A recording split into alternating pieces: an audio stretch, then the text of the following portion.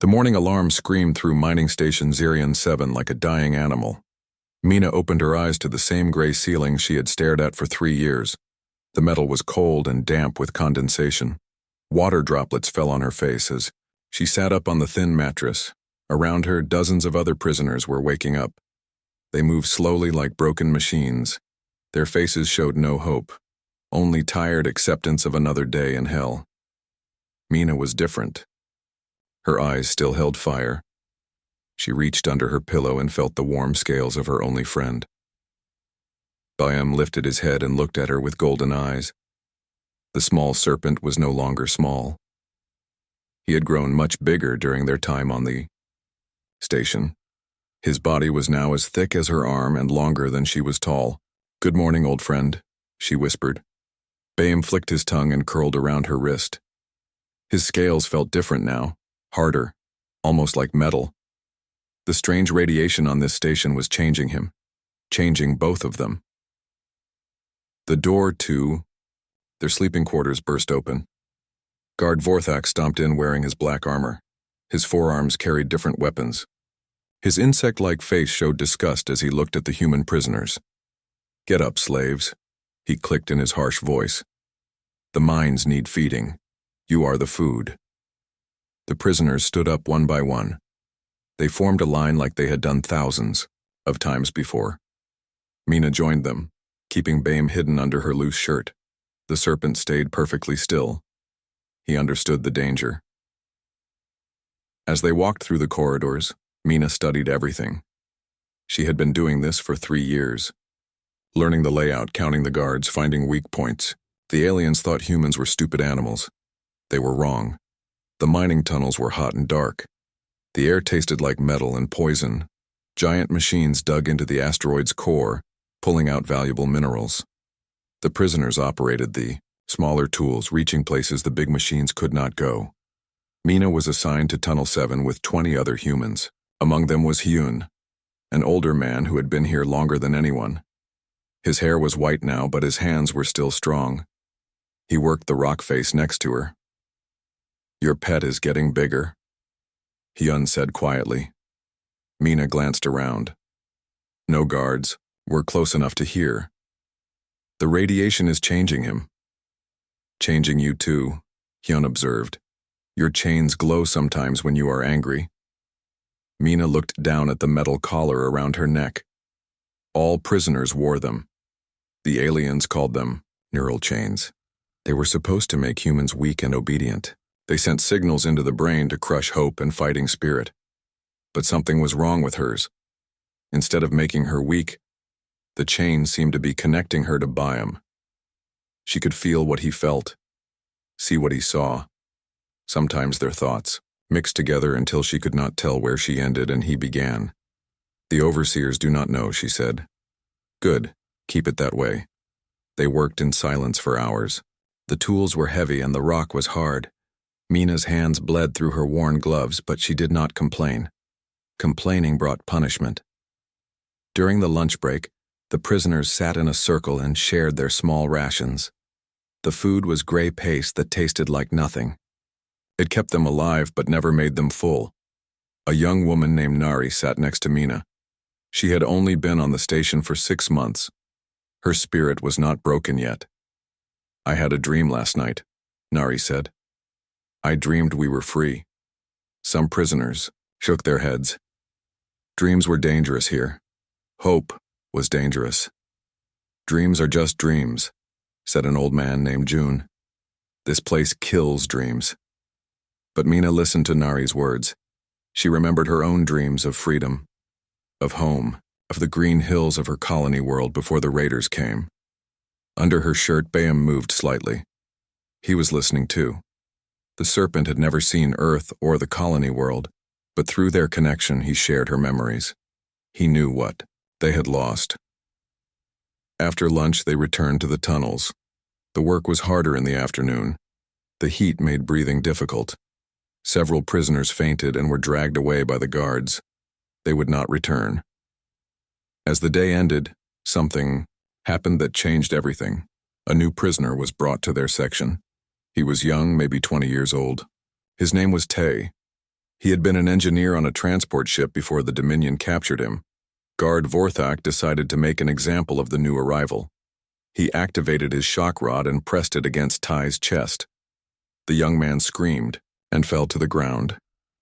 This is what happens to humans who think they are smart. Vorthak clicked. You are animals, nothing more. Rage filled Mina's heart like fire. The neural chain around her neck began to pulse with soft blue light. Under her shirt, Bayham's scales started to glow with the same light. She felt the serpent's anger mix with her own. His muscles tensed. His body grew warm against her skin. For a moment she saw through his eyes. The world looked different. Sharper. More dangerous. Vorthak raised his shock rod again. Tay curled into a ball, waiting for more pain. That was when Mina truly understood what was happening to them. The neural chain was not suppressing her spirit. It was amplifying it, sharing it with Bayham. The aliens had made a terrible mistake. They thought they were creating broken slaves. Instead, they had forged something new. Something that had never existed before. A bond between human determination and serpent power. The chain around her neck pulsed brighter. Bayham's coils tightened around her waist like armor. She could feel his strength flowing into her muscles, his speed into her reflexes, his ancient hunting instincts into her modern human mind. But she was not ready yet. Neither was he. They needed more time, more growth, more understanding of what they were becoming. So Mina forced herself to look away from Tay's suffering. She made her face blank like the other prisoners. She let the fire in her heart burn cold and patient. But inside, she and Bayham were planning. The aliens wanted slaves. They were about to discover they had created something much more dangerous. They had given weapons to their enemies and called them chains. Soon, very soon, those chains would become armor. And when that day came, the walls of this prison would not be strong enough to hold what they had made. 3 months passed since Tay arrived at the mining station. The young engineer had learned to keep his head down and work without complaint. But Mina watched him carefully. She saw the intelligence in his eyes, the way he studied the machinery. When the guards were not looking, Bayham was changing faster now. Each day brought new surprises. His scales had become harder than steel. When Mina touched them, they felt warm like living metal. The serpent was now 8 feet long and as thick as her leg. His golden eyes glowed in the dark tunnels. The neural chain around Mina's neck pulsed with blue light more often. Sometimes other prisoners noticed and stared. She learned to hide under her hair or in shadows. The connection between her and Bayham was growing stronger every day. She could see through his eyes when she concentrated. She could feel his hunger, his anger, his love for her. And he felt everything she felt. Her pain became his pain. Her dreams became his dreams. During work shifts, Bayham stayed hidden under the loose mining clothes all prisoners wore. The guards never searched carefully. They thought humans were too broken to hide anything dangerous. Another mistake. Hyun noticed the changes first. The old man had sharp eyes despite his age. Your friend is not normal anymore, he whispered during lunch break. The radiation did more than make him big. Mina nodded. She trusted Hyun. He had survived longer than anyone on the station. The chain connects us. I can feel his thoughts, and he can feel yours. Yes. Hyun looked worried. That kind of connection is dangerous. What happens to one happens to both. I know. Do you? If he dies, you might die too. If you die, he might go crazy with grief. Mina had thought about this many times. The risk was real, but so was the power. Together, she and Bayham were becoming something the aliens could not imagine. That afternoon, something terrible happened in Tunnel 5. June, the old prisoner who said dreams were dangerous, collapsed while operating a drilling machine. He had been working for 12 hours without rest. His heart finally gave up. Guard Vorthak found the body and became angry. Dead prisoners meant less, work getting done. He dragged June's body into the main tunnel where all prisoners could see. This is what weakness looks like, he clicked in his harsh voice. Humans break easy because they are made poorly. Then he did something that made Mina's blood boil. He kicked June's body like it was garbage. The neural chain around her neck blazed with light. Under her clothes, Bame's scales began to glow. The serpent felt her rage and added his own animal fury to it. Through their connection, Mina felt Bame's muscles coil tighter. His body temperature rose. His heart beat faster. Ancient hunting instincts awakened in his reptilian brain. For a moment, she almost lost control. She wanted to let Bame loose, to watch him tear through the guards like paper, to make them pay for 3 years of cruelty. But Hyun caught her eye and shook his head slightly. Not yet, his look said. Not ready yet. Mina forced herself to breathe slowly. She pushed her anger down deep where it could burn cold and patient. Bame felt her control and matched it. The glow faded from both their bodies. But something had changed. The connection between them was stronger now, more complete. That night, in the sleeping quarters, Nari knelt beside June's empty bed. She had torn a piece of cloth from her shirt and was trying to make it into a small memorial. He was a good man, she said quietly. He helped me when I first arrived. Other prisoners gathered around. Even here, in this place of despair, humans still honored their dead, still showed love for each other. Tay surprised everyone by speaking up. On my ship we had a saying, the dead live on in the actions of the living. Pretty words, said another prisoner. But what actions can we take here? We are slaves. Slaves can still choose how to die, Tay replied. Mina listened to these words. She thought about June's death, about all the prisoners who had died in this place, about the ones who would die tomorrow. Under her shirt, Bame moved restlessly. The serpent was learning human emotions through their bond. He was beginning to understand concepts like justice and revenge. The next morning brought new horrors. A transport ship arrived with fresh prisoners. Mina watched through the windows as dozens of humans were dragged off the ship. They looked terrified and confused, just like she had 3 years ago. Among the new arrivals was a family, a mother, father, and teenage daughter. The girl reminded Mina of her younger sister back on the colony world. The same dark hair, the same frightened eyes. Guard Vorthak separated the family immediately. The parents were sent to the deep mining tunnels. The daughter was assigned to the processing plants where the work was lighter, but the chemicals were poison. Mina felt something break inside her heart. Through their connection, Baum felt it too. The serpent's golden eyes blazed with shared pain. That night, she could not sleep. She lay on her thin mattress and stared at the ceiling. Baum coiled around her like a living blanket, his warm scales pressed against her skin. We cannot wait much longer, she whispered. The serpent raised his head and looked at her. In his eyes, she saw her own determination reflected back. He was ready, more than ready. The neural chain had turned him into something beyond nature, a creature of pure will wrapped in armored scales. But Mina knew they needed allies. She could not save everyone alone, even with Bame's power. The next day, she began talking to other prisoners, carefully, quietly. She spoke to Hyun about the layout of the station, to Tae about the machinery and power systems, to Nari about which guards were cruel and which were just following orders. Each conversation was dangerous.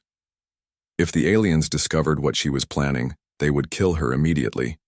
But the HFY risk was worth it, because Mina had finally understood the truth about their situation. The neural chains were not just connecting her to Bam. They were connecting all the prisoners to each other in small ways, creating a network of shared pain and shared hope. The aliens thought they were using technology to control humans. Instead, they had given humans the tools to unite. Soon, very soon, that unity would become unstoppable. Bame's scales pulsed with soft light as he felt her determination. The serpent was no longer just her companion. He was becoming the living symbol of human refusal to surrender. The aliens had made their greatest mistake. They had tried to break the human spirit using chains. Instead, They had forged it into steel. 2 weeks after June's death, the breaking point finally came. It started with something small, as breaking points often do.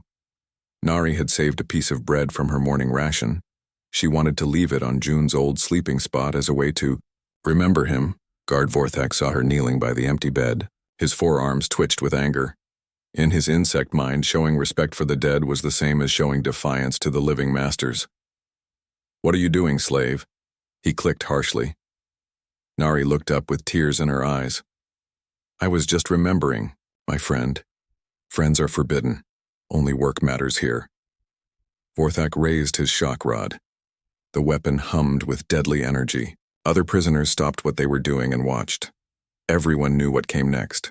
But Nari surprised them all. Instead of cowering, she stood up slowly. Her young face showed no fear. "He was a good man," she said clearly. "He deserved better than this place." The sleeping quarters became completely silent. No prisoner had ever talked back to a guard before. Not like this, not with such calm strength. Vorthak's compound eyes gleamed with rage.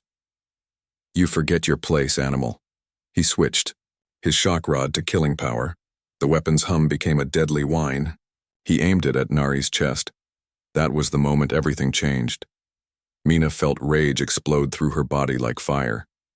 The neural chain around her neck blazed with blue light so bright it hurt to look at. Under her shirt, Bame's entire body began to glow.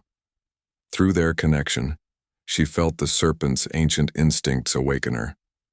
Protect the pack, destroy the threat, strike first, strike fast, show no mercy. The chain that was supposed to suppress her spirit instead became a conduit for pure fury. 3 years of suffering, 3 years of watching friends die, 3 years of swallowing her anger, all of it poured through the neural link into Bam. The Serpent erupted from under her clothes like a bolt of living lightning. Bam was no longer the small creature that had hidden on her colony ship. The station's radiation and the neural chain's energy had transformed him into something beyond nature. His scales were metallic armor, his muscles were steel cables. His golden eyes burned with intelligence and rage. When Vorthak's shock rod fired, the energy beam struck Bame directly in the chest. The weapon's deadly power should have killed any living thing instantly. Instead, something impossible happened. Bame's armored scales absorbed the energy. The blue glow of the neural chain spread across his entire body. The killing beam was caught, contained, and redirected.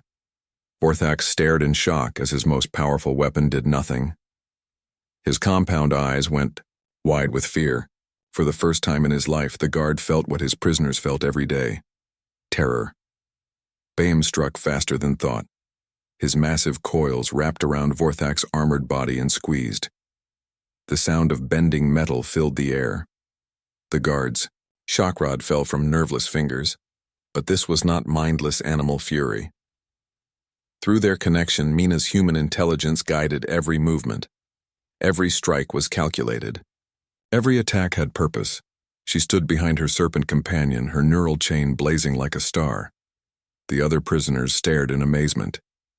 The broken slaves were seeing something they had thought was impossible. Hope. Impossible. Vorthak gasped as Bame's coils tightened. Humans are weak. Chains make them weaker. "You are wrong," Mina said quietly. Her voice carried the weight of 3 years of suffering. "Chains can become armor. Pain can become strength. You taught us that." More guards rushed into the sleeping quarters. They raised their weapons and fired at Bame. Energy beams and projectiles struck the Serpent's armored hide. Nothing penetrated. The neural chain energy flowing through Bame's scales turned his entire body into living metal. Every attack was absorbed or deflected. The Serpent moved like liquid death. His tail swept 3 guards off their feet. His massive head struck another, with the force of a hammer. In seconds, the most feared enforcers on the station were scattered like toys. But Mina was not finished. Through her connection with Bame, she could feel other neural chains throughout the station. Hundreds of them, each one pulsing with suppressed human spirit. She reached out with her mind, following the energy network the aliens had created to control their slaves. What she found amazed her. The chains were all connected. Every prisoner was linked to every other prisoner through the neural network. The aliens had tried to use this to spread despair and hopelessness. Instead, they had created something they could never understand, a web of shared human determination. Mina sent a pulse of energy through the entire network. Every neural chain on the station suddenly blazed with light. In the deep tunnels, prisoners stopped working and looked up in wonder. In the processing plants, slaves felt strength flow back into their tired bodies. The awakening had begun. Hyun was the first to understand what was happening. The old man's chain glowed brighter as he felt Mina's call through the network. "The walls," he said wonderingly. "I can feel the walls shaking." He was right. BAME's movement through the station corridors was causing structural damage. But more than that, the energy flowing through hundreds of neural chains was interfering with the station's power systems. Tae, the young engineer, felt the network's call and responded. His technical knowledge flowed through the connection to Mina. She saw the station's layout through his trained eyes, understood the power systems, learned where the critical controls were located. Other prisoners were awakening too. Nari's courage had sparked something that could not be stopped. Through the neural network, every slave on the station felt her defiance, felt Mina's rage, felt BAM's unstoppable power. In the command center, alien overseers stared at their control panels in panic. Neural chain readings were off the charts. Power systems were fluctuating. Something was wrong with their perfect slave control system, but they still did not understand what they had created. Vorthak lay broken on the sleeping quarters floor. His armor was crushed. His weapons were useless. As consciousness faded, he looked up at Mina and her serpent companion. "What are you?" he whispered. Mina's neural chain pulsed with blue fire. BAME coiled around her like living armor. Through their connection, she felt every prisoner on the station awakening to their true power. "We are what you made us," she said. "We are your chains turned to armor, your weakness turned to strength, your slaves turned to weapons." The serpent's golden eyes fixed on the broken guard.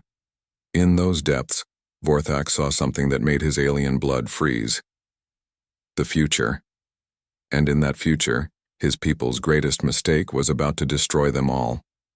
The walls were shaking, the chains were burning, and the slaves were no longer slaves, they were free. The alarm siren screamed through mining station Zerion 7 like wounded beasts. Red warning lights flashed in every corridor. The alien overseers had finally realized what was happening in their perfect prison. Their slaves were fighting back.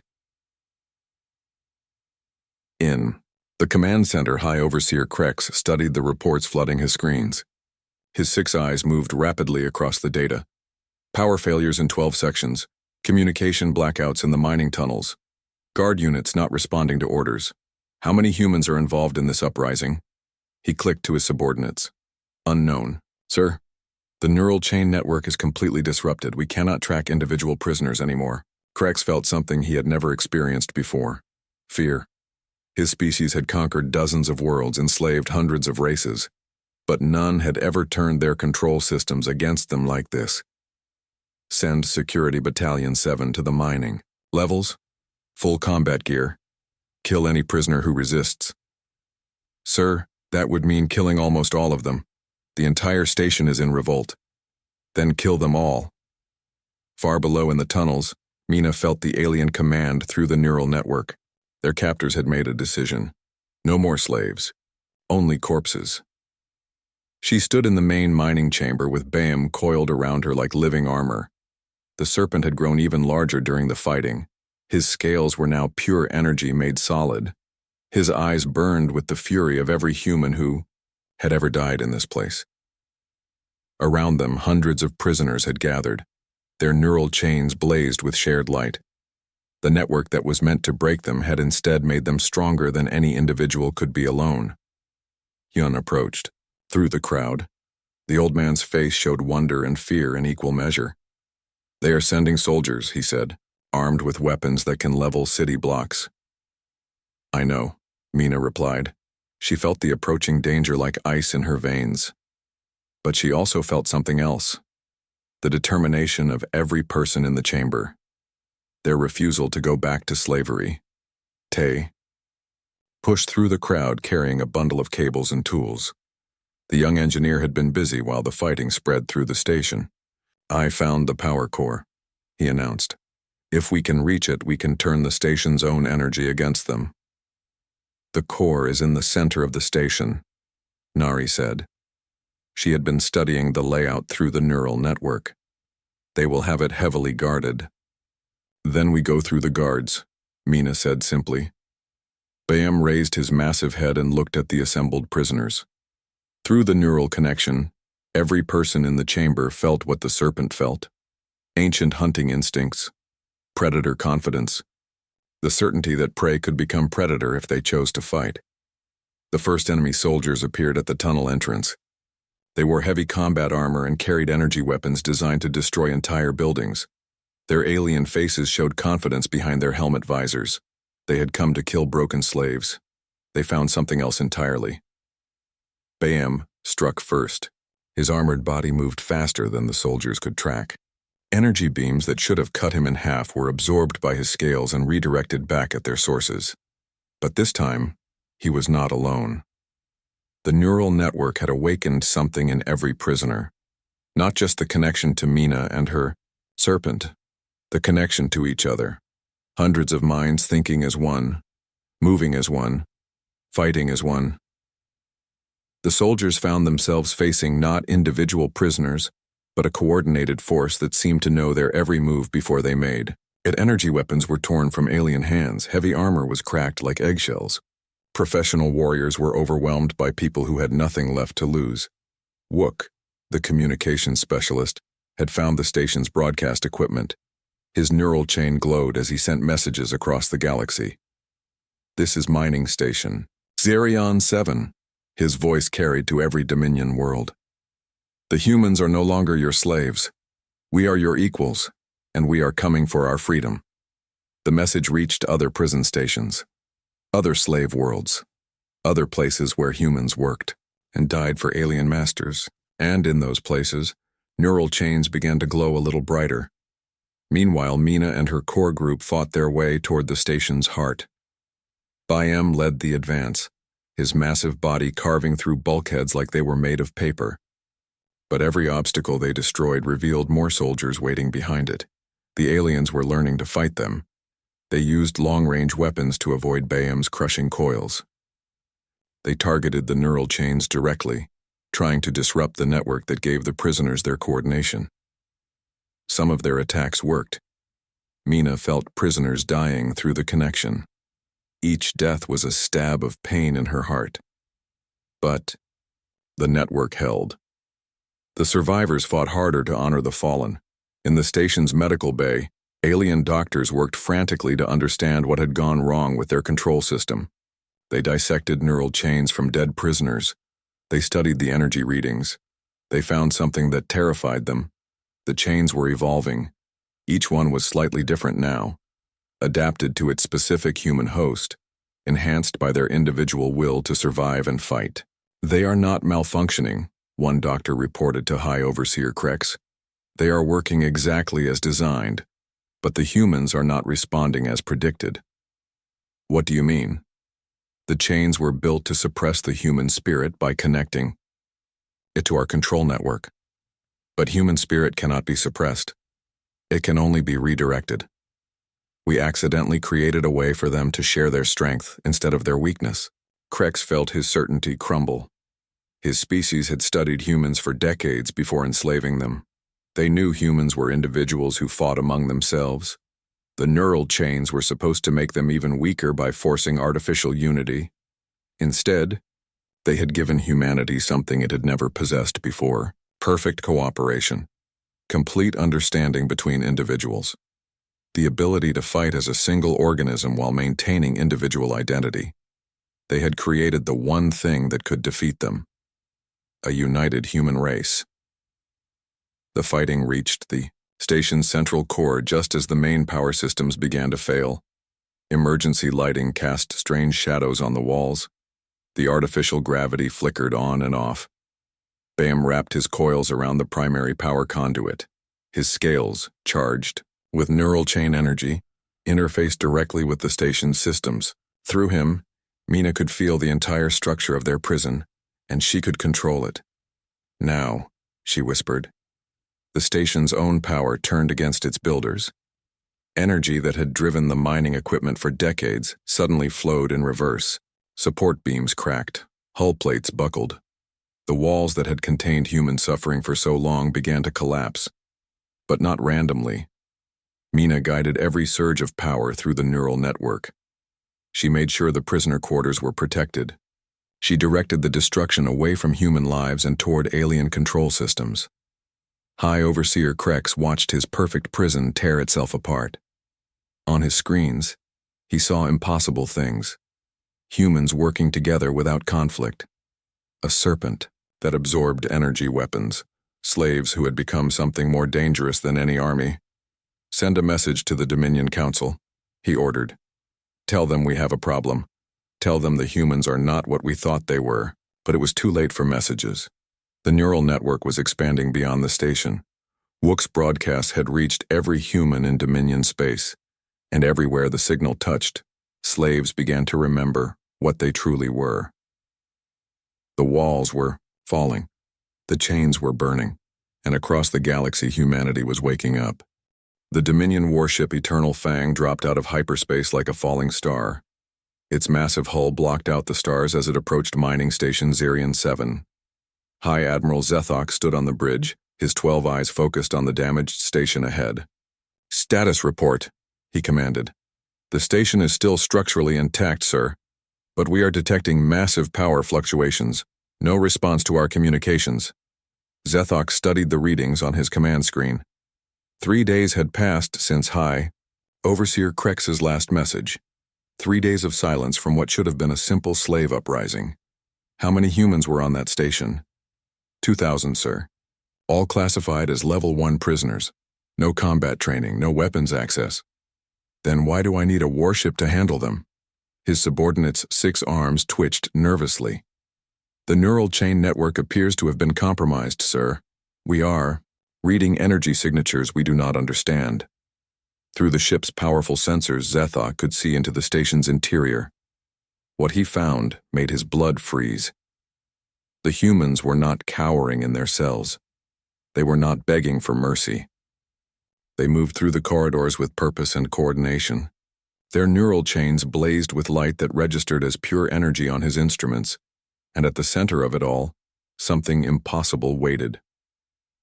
Mina stood on the station's command tower, exactly where High Overseer Krex had once given orders to torture and kill her people.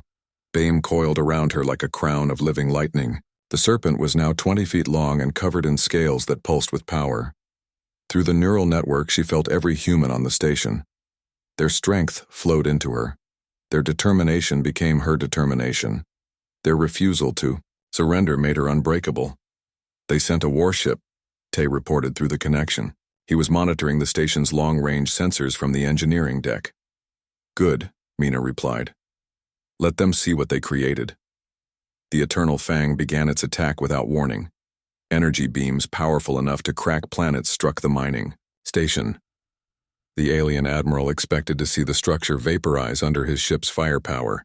Instead, something miraculous happened. The station's hull absorbed the energy. Every neural chain in the facility glowed brighter as the attack power flowed through them. The network that connected 2,000 human prisoners turned their prison into a living battery. Bayham raised his massive head toward the attacking ship. His golden eyes burned with the fury of every human who had ever suffered under Dominion rule. Through his connection with Mina, he felt not just her anger but the rage of their entire species. The Serpent opened his mouth and released the stored energy in a focused beam that cut through space like a sword of light. The warship's shields, designed to stop asteroid impacts and nuclear weapons, crumpled like paper. The beam carved through the ship's hull and struck its power core. Admiral Zethok watched his instruments go crazy as his ship's most advanced systems failed one by one. Emergency alarms screamed through the bridge. His crew looked at him with terror in their alien eyes. "Impossible," he whispered. "It is just a mining station, just slaves and rocks." But Wook's voice answered him through the ship's own communication system. The young human had not just taken control of the station's networks, he had reached out and seized control of the warship's computers too. "We are not slaves anymore," Wook said clearly. "We are not rocks. We are human, and we are done being afraid of you." On the station, Hyun watched the battle through the observation windows. The old man had lived his whole life believing that resistance was hopeless, that humans could never match alien technology and power. Now, he saw 2,000 prisoners with simple mining tools defeating the most advanced warship in the Dominion fleet. "How is this possible?" he asked Nari, who stood beside him. The young woman's neural chain glowed with soft blue light. Through the network she could feel Mina's thoughts, Byam's instincts, the collective will of every human on the station. "They made a mistake," she said. "They tried to break us by connecting us. But connection is what makes humans strong, not weak." She was right.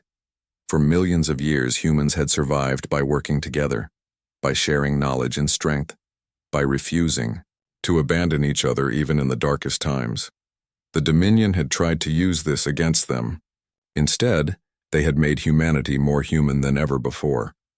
The warship's hull began to crack under the sustained energy assault. Admiral Zethok gave the order to retreat, but his engines would not respond. The human prisoners had taken control of his ship's systems through their neural network. "Sir," his navigator reported, "they have accessed our star charts. They know the location of every Dominion world, every slave station, every prison planet." Zethok felt his certainty crumble. His species had built their empire on the belief that other races were inferior, that technology and superior firepower could overcome any resistance.